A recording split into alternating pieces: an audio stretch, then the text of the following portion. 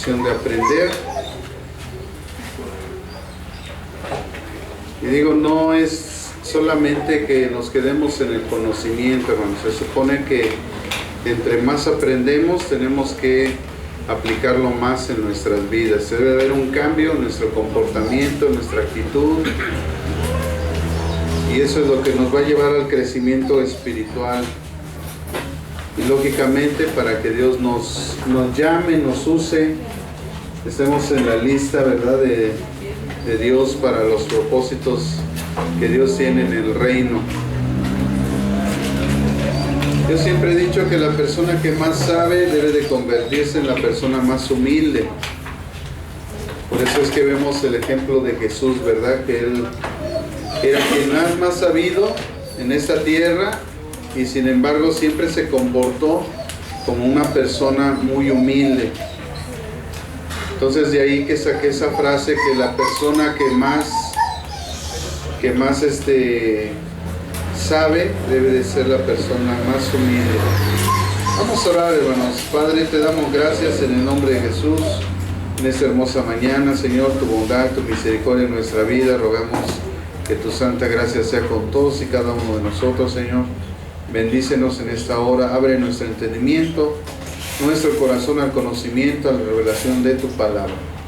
Señor, nos ponemos en tus manos, pedimos que tu Santo Espíritu, Señor, venga a nosotros, nos ilumine, nos deje ver tu verdad en el conocimiento que tú has puesto, para que nosotros no solamente aprendamos, sino para que pongamos por obra en nuestra vida todos tus preceptos, mandamientos.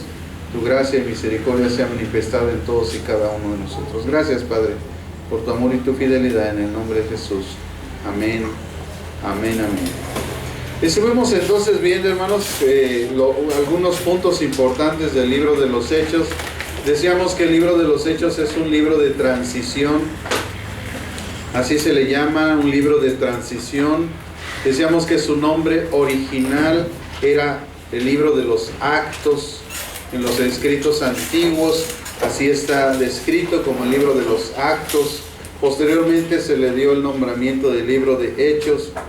Decíamos también que ese libro, pues, es una transición entre la predicación a los judíos y la predicación a los gentiles. Desde el capítulo 1 hasta el capítulo 9 se nombra, ¿verdad?, los testimonios de cómo fue predicado el Evangelio de acuerdo a lo mandado por el Señor Jesús, que en Jerusalén, en Samaria, en Judea y hasta lo último de la tierra, cuando se empieza a predicar del capítulo 10 en adelante, con la situación que ocurre entre la revelación que recibe Pedro, estando él arriba de un tejado a las 3 de la tarde, a la hora novena, dice la Escritura, y él estaba arriba y entonces empezó a orar y vino una revelación donde Dios le habló diciendo que él había santificado a todos los gentiles. Y entonces él va con Cornelio y entonces a partir de ese momento ocurre la transición de la predicación en el capítulo 10 hasta el capítulo 28, ¿verdad? Ocurre la transición de la predicación del Evangelio a los gentiles, uniéndose Pedro y Pablo y los demás discípulos predicando a los gentiles.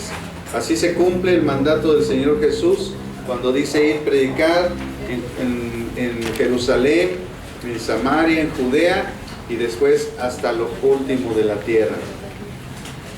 Y vimos algunas partes, algunas cuestiones importantes del libro de los Hechos en cuanto a cuándo fue escrito y todas esas cuestiones de principios, ¿verdad?, que muestra también el libro de los Hechos, que es un libro histórico, no es un libro doctrinal.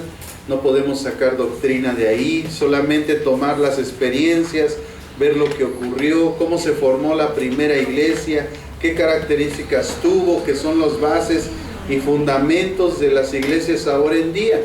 Vimos también acerca de cómo se llevaba a cabo la cena del Señor, que no era un acto religioso, no era tampoco como hoy nosotros lo percibimos, donde ahora vemos la influencia de la Iglesia Católica, ¿verdad?, haciendo todo un sermón ahí al hacer la cena del Señor, cuando realmente nada más era una comida ágape, donde todos traían a sus posibilidades algo.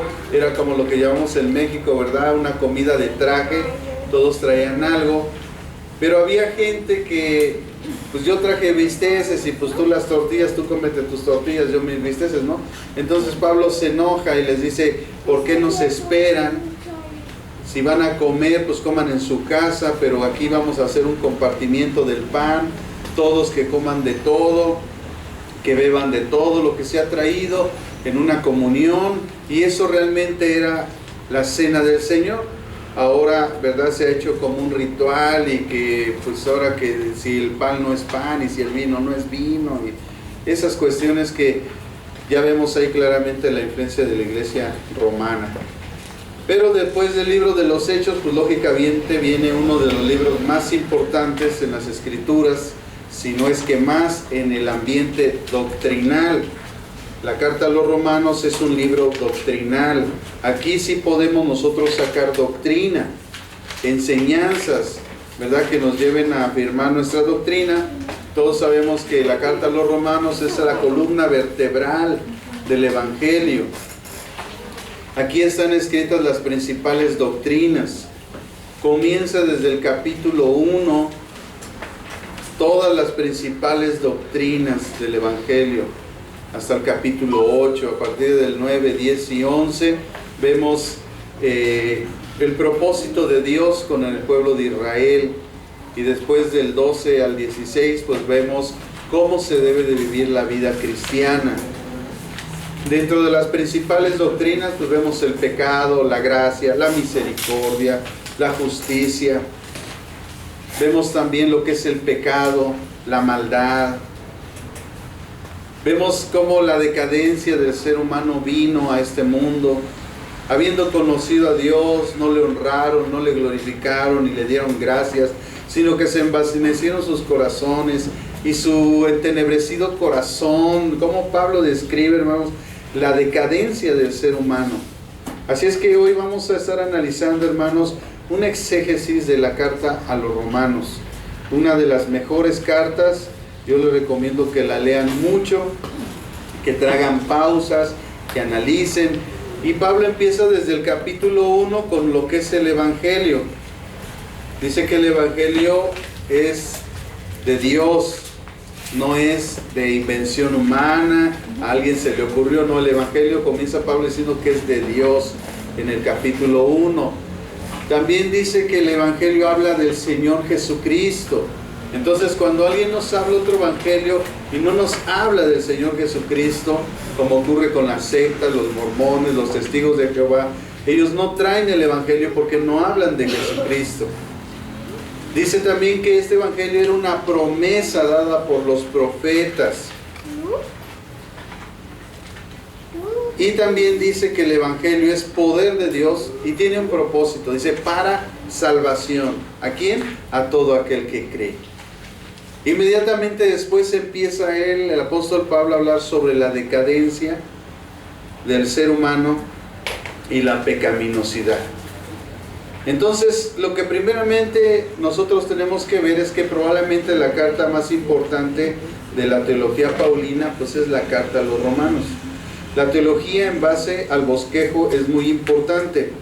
Adquiriremos una identidad teológica como cristianos.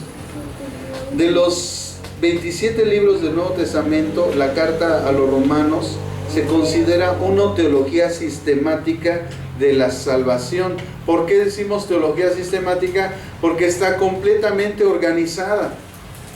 Ahora sí que va de la A a la Z. ¿Con qué comienza? Con la anunciación del Evangelio.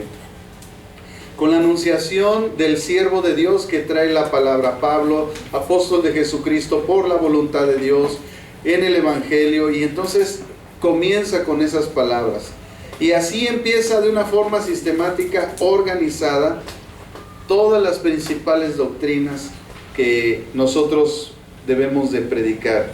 Entonces, los 27 libros del Nuevo Testamento, la carta a los Romanos, se considera una teología sistemática de la salvación. Por eso yo siempre he dicho que un cristiano que no ha leído la carta a los Romanos no conoce de qué se trata, cuáles son las doctrinas que ahí vienen, no ha estudiado esas doctrinas, pues yo dudo mucho que sea cristiano, porque debe de conocer eso. Si no conocemos esto, saben que fue una de las primeras cartas que yo empecé a compartir allá cuando abrimos la misión ahorita el domingo pasado, allá en Santa Lucía. Fue la primera carta que yo les compartí, la carta a los romanos, porque de esa manera ellos van a saber que nuestra iglesia, ¿verdad?, está preocupada por el Evangelio, por predicar correctamente la palabra de Dios. Y si ellos querían nuestra cobertura, pues necesitaban conocer realmente qué es lo que nosotros predicamos. Y qué mejor que tomar la carta a los romanos y enseñar a la gente. Créanme que con la carta a los romanos tú tienes suficiente material para tumbar cualquier doctrina, cualquier enseñanza de cualquier religión, porque aquí viene todo de una forma sistematizada. ¿Dónde está Dios? La pregunta de los 84,000. Y la carta a los romanos lo describe. Dice que Dios se manifiesta de una forma visible a través de su creación. O sea, ¿quieres ver dónde está Dios? Pues nada más observa la creación. Observa tu cuerpo. Observa la perfección de tu cuerpo, la perfección del universo. Y de esa forma se manifiesta Dios. Así es que cuando la gente nos pregunta dónde está Dios, pues solamente mira el cielo, mira la creación, mira las plantas, mira los animales, mírate a ti mismo. Entonces debemos de nosotros aprender, amados hermanos, a usar la carta a los romanos. Posiblemente es el libro más sistemático de todo el Nuevo Testamento, por encima de los evangelios. ¿Por qué? Porque Pablo incorpora todos los elementos fundamentales para dicha teología razonable, prolija e intencional. ¿Cuál es el origen de la carta a los romanos y para qué se escribió? Se escribió al final del tercer viaje misionero de Pablo, hacia el año 56 después de Cristo, en Corinto. Pablo tenía intenciones de ir a Roma y predicar a la iglesia. De hecho, él dice en el capítulo 1, muchas veces he deseado ir a vosotros, pero he sido estorbado. ¿Por qué? Porque el enemigo estorba la predicación del Evangelio, el enemigo estorba los propósitos de Dios. Entonces dice Pablo, como no he podido ir, les he escrito esta carta. Entonces Pablo tenía la buena intención de ir a Roma a predicar a la iglesia. Ya estaba fundada y Pablo quería ir porque era la iglesia de la capital del imperio. Pablo había escuchado buenas cosas de la iglesia romana, iglesia ortodoxa y también fundamentada en su fe. Al dirigirse a ellos les habla muy bien y alaba la fe de los romanos, pero no pudo ir. De hecho, Pablo murió y nunca fue a Roma en el propósito que él quería, ¿verdad?, de ir y predicar ese evangelio de la paz. Por causa de que se presentó una necesidad de recorrer una ofrenda en la provincia de Acaya para los santos de Jerusalén, Pablo prefirió recoger esa ofrenda en él mismo y llevársela a Jerusalén. ¿Por qué Pablo prefirió llevar la ofrenda misionera recogida en Macedonia y llevarla a Jerusalén? Para él era importante porque quería unir las dos iglesias que siempre estaban en tensión, la iglesia griega y la iglesia judeo-cristiana. O sea, Pablo sí tuvo la oportunidad de ir a Roma, pero no fue. En la primera carta a los Corintios, Pablo dice que él prefirió llevar voluntariamente, personalmente, la ofrenda recogida a los santos, porque él quería, al llevar esa ofrenda, unir las iglesias, y por causa de haber tomado esa decisión, pues ya no pudo ir a Roma a afirmar esa iglesia, a mostrar a la gente si ellos tenían algún don, a confirmar esos dones. Es decir, ahí Pablo nos habla de que cuando una persona tiene un don, hay que confirmarlo si realmente es de Dios o si no es de Dios.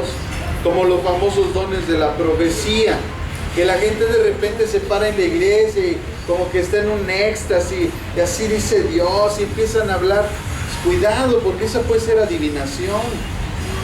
Digo, la gente que nunca ha estado en contacto con un espíritu de adivinación, pues no sabe discernir entre un espíritu de adivinación y un verdadero don de discernimiento. Entonces, nosotros nos encontramos en las iglesias gente que no sabe que esos dones o esa manifestación de ese don, donde ellos empiezan a literalmente casi adivinar, es que aquí hay una persona que le duele el estómago, aquí hay una persona que le duele la cabeza. Oye, pues hay 20,000 personas, seguramente a alguien le duele la cabeza. Pues eso, ¿qué tiene de extraordinario? Entonces muchas veces confunden esas manifestaciones y piensan que es un don y realmente es un espíritu de adivinación. Pero la gente que no ha tenido el contacto con los espíritus no discierne. Pero todos aquellos que sabemos que es un espíritu de adivinación, inmediatamente lo discernimos. Entonces Pablo quería ir a la iglesia para decirle, sabes que este sí es un don espiritual, este no lo es. Y vaya que Pablo sabía acerca de los dones, porque en la carta a los Corintios, en la primera carta, en el capítulo 12, empieza a hablar precisamente sobre los dones. Amados hermanos, no quiero que ignoréis acerca de los dones espirituales, y les empieza a dar una cátedra de cuáles son los dones espirituales, cómo se manifiestan y además cómo se deben de regular, sobre todo el don de lenguas. Y les dice, cuando estemos en la congregación, si no hay un intérprete de las lenguas, entonces cállate. Cállate, porque no estás edificando a nadie. Porque los dones, todos los dones y todos los ministerios, amados hermanos, están dictados por Dios para la edificación de la iglesia. Entonces, si un don y un ministerio no está edificando la iglesia, se tiene que hacer a un lado. Por muy bueno, por muy bonito que sea, si no edifica nada la iglesia, no debe de estar en la iglesia. Entonces Pablo, hermanos, a través de la carta a los romanos, él nos da todo ese entendimiento y nos hace ver todas esas situaciones que estaban pasando ahí. ¿Cuál es la naturaleza de la carta? La mayoría de las cartas paulinas tienen mucho corte visceral. Pablo dice cosas fuertes, con enojo por causa de las iglesias. Pero la carta a los romanos no tuvo ese estilo, lo hizo con el cerebro, pensando, meditando y analizando de forma sistemática. Fue la carta a los romanos. Usó como base la carta a los Gálatas, todo lo escrito a los Gálatas, que es el fundamento teológico del escrito de la carta a los romanos. Si tú ves la carta a los Gálatas y estudias la carta a los romanos, te vas a dar cuenta que las doctrinas de las que habla Pablo en Gálatas las habla en Romanos, pero en Romanos las pone de una forma organizada. En Gálatas, ¿verdad?, les empieza a explicar de acuerdo a la problemática de la iglesia, y están las doctrinas ahí como que metidas, una acá, otra acá, otra acá, una en el capítulo 1, otra en el 4, la repite en el 5, y así las tiene mezcladas. Pero en la carta a los romanos las tiene sistematizadas, una, esto es primero, este es segundo, este es tercero, este es cuarto, este es quinto, este es sexto, y uno ve perfectamente en la carta a los romanos esa enseñanza sistematizada de las doctrinas de Jesucristo. Usó como base entonces la carta a los Gálatas. El Nuevo Testamento en griego se usaron 3 dialectos: el ático koiné, el jónico koiné y el ptolomaico koiné. Recordemos que les he dicho, hermanos, que mucha gente dice griego koiné. ¿Qué está diciendo? Que es un griego común. Pero resulta que en ese tiempo había 7 dialectos griegos, que eran dialectos comunes en diferentes áreas de donde se hablaban el idioma griego. Entonces decir griego koiné a mí no me dice nada. Yo tengo que decir griego, pero ¿qué dialecto? Y ahora sí, koiné. Porque si yo nada más digo griego koiné, a mí no me dice nada. Porque la palabra koiné significa común, griego común, no. no todos, la carta a los romanos no fue escrita en un griego común, fue escrita en un dialecto común, pero con una diferencia grandísima entre los demás dialectos, porque fue escrito en el griego, si no mal recuerdo, ático, y era un griego judicial. O sea, yo cuando estoy en un juzgado, no es lo mismo que se habla en un juzgado que lo que hablamos en la calle.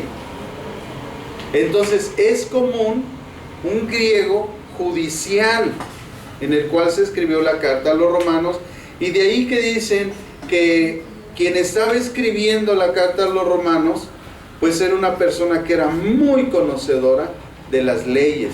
¿Por qué? Porque hay algo común en la cultura romana. En la cultura romana se movía mucho en ese conocimiento de las leyes, en la sociología, en cosas que a lo mejor en el campo, en el vulgo, pues no se hablaba. Por eso se usó un dialecto diferente. Lo mismo que cuando se escribió el Evangelio de Marcos, el Evangelio de Mateo, porque recordemos, hermanos, que estos dialectos, el ático koiné, el jónico koiné y el ptolomaico koiné, son los tres principales dialectos en que se escribió el Nuevo Testamento. Y cada uno, pues era diferente. Era común, ¿dónde? Común entre los pescadores, era común entre los religiosos y así, pero no quiere decir que era el mismo griego, eran diferentes dialectos, como nosotros hoy, ¿verdad?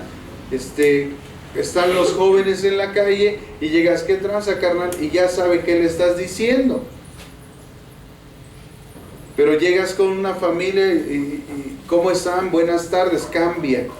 Entonces los dialectos no eran otra cosa sino eso, que dependiendo del lugar donde se hablara, era común en ese lugar, pero no quiere decir que era un griego común, porque la gente dice, griego, fue escrito en griego koiné, sí, pero ¿qué dialecto?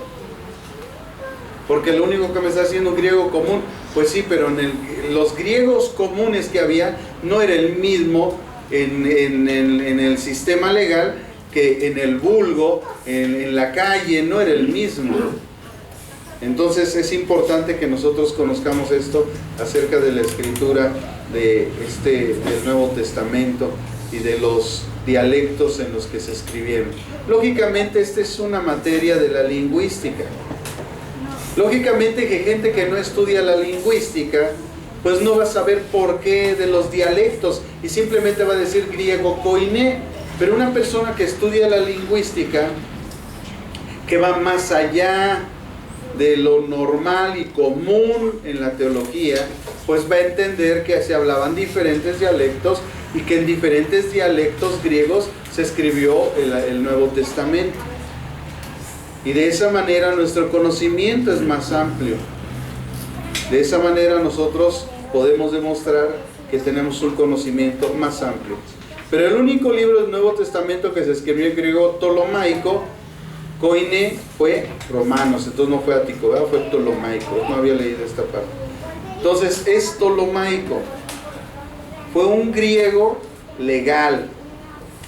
O sea, el griego que se usó, las palabras que se usaron, no son las mismas que usaban, por ejemplo, los pescadores que hablaban en griego, los artesanos que hablaban en griego, en la calle que se hablaba en griego, no era el mismo.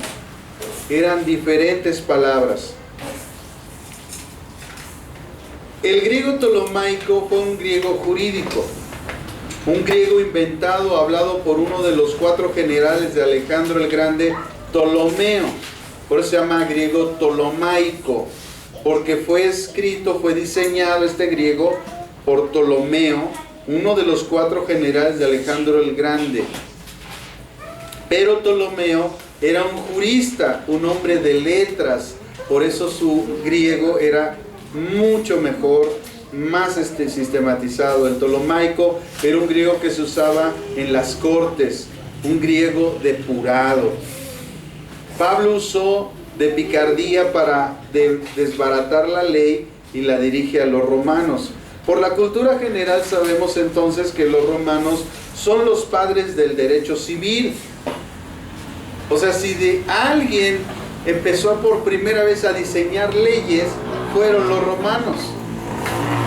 Ahora nosotros tenemos leyes y muchas de nuestras leyes pues provienen de esos conceptos que en Roma por primera vez un día se empezaron a establecer.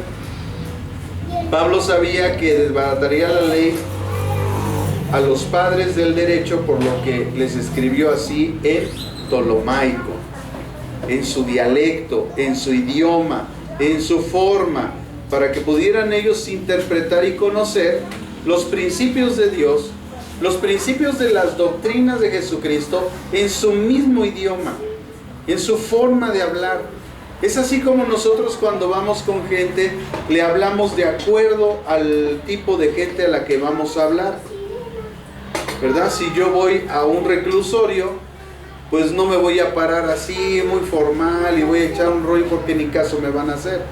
Pero si yo de repente en mi exposición, tratando de transmitirles el Evangelio, les meto algún chiste o alguna cuestión o una forma de hablar como ellos hablan, ellos van a entender lo que les estoy hablando, voy a captar su atención, van a recibir la semilla de salvación, entonces ellos van a responder al llamado de parte de Dios. Y si voy a un auditorio y se me contrata para que esté ahí o se me invita para que vaya yo a predicar, pues voy a ir de una forma formal, voy a usar otro léxico de palabras porque estoy ante un tipo de gente diferente. Esa es la inteligencia de Pablo al transmitir el Evangelio. Entonces este griego fue un griego tolomaico jurídico. Es un griego depurado. Así Pablo, hermanos, destruyó, ¿verdad?, los pensamientos de la gente romana que se creía muy sabia, muy entendida, porque recuerden también que en los tiempos de Pablo estaba la influencia helénica, es decir, el conocimiento griego. Y muchos de los principios que aún grandes teólogos como San Agustín recibieron esa influencia de pensamiento y de conocimiento griego o helénico, y que muchos de sus escritos de San Agustín pues teológicamente tienen esa influencia, pero no todos. Si Pablo entonces escribía en otro tipo de griego, le dirían Pablo que sabe de la ley. O sea, si él hubiera usado otro dialecto griego, entonces hubieran dicho, no, pues este cuate a mí que me va a enseñar. Pero como él les habló en su idioma, entonces captó su atención a través de la carta a los romanos y les impartió las principales enseñanzas y doctrinas del Evangelio.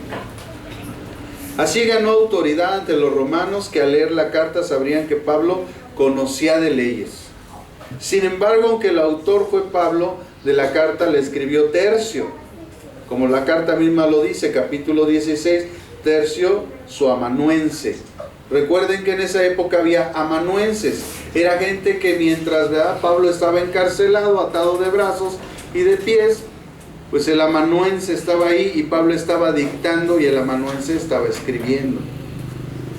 Estos amanuenses tomaban el documento y lo daban a las iglesias. Las iglesias, como había una copia, la leían en una iglesia, lo enrollaban, la llevaban a otra iglesia, la desenrollaban, la leían, la enrollaban, la llevaban a otra iglesia, y esa era la forma. Por ahí después se empezaron a hacer copias de esos documentos, de tal manera que se preservó toda esa escritura hasta nuestros tiempos. Y ahora tenemos escritos en griego, escritos en varios idiomas, porque debemos de entender que si queríamos nosotros transmitir el mensaje del Evangelio, la gente tenía que hablar otros idiomas, tenía que ser traducido a otros idiomas. De ahí que encontramos muchos escritos en muchos otros idiomas de los evangelios, de las cartas de Pablo. Ahora tenemos esos testimonios para que nosotros podamos entender, ¿verdad? A veces encontramos documentos en un idioma árabe, en un dialecto árabe, de las cartas a los romanos, a Pablo, Pablo escribiendo a los tesalonicenses, a los colosenses. ¿Y qué fue lo que pasó? Pues que los discípulos de Cristo fueron, predicaron el evangelio, la gente tradujo esas enseñanzas en su idioma y lo compartieron. Eso era algo lógico y algo que ahora nosotros podemos ver, que hay testimonios descritos en otros idiomas antiguos de los evangelios.